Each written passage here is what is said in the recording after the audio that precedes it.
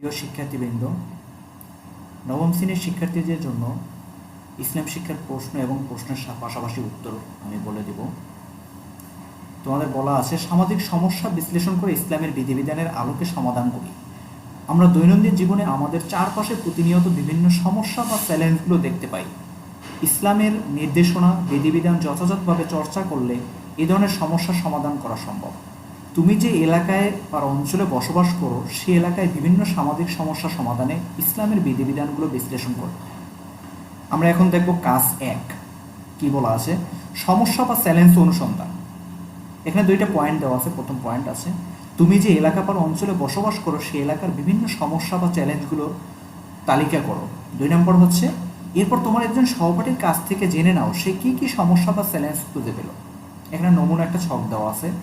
আমি যা খুঁজে পেলাম এই বিষয়গুলো এখানে লিখতে হবে এবং আমার বন্ধু যা খুঁজে পেয়েছে সেই বিষয়গুলো এখানে লিখতে হবে। তাহলে আমরা চলে যাই 1 নম্বর কাজের উত্তরে। তাহলে আমরা এখন দেখব, আমি যা খুঁজে পেলাম: গরিমা, অশিক্ষা, অপরাধ, নারীর প্রতি সহিংসতা, মাদকাসক্তি, ধর্মীয় গোঁড়ামি, পরিবহন ব্যবস্থার অব্যবস্থা, স্বাস্থ্যসেবা ব্যবস্থার অপ্রতুলতা, পানি সংকট।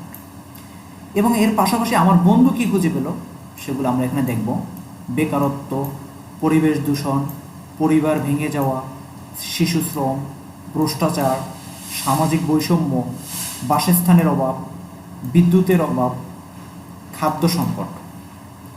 কাজ 1 এর উত্তর এতটুকুই। সকল শিক্ষার্থীদেরকে ধন্যবাদ।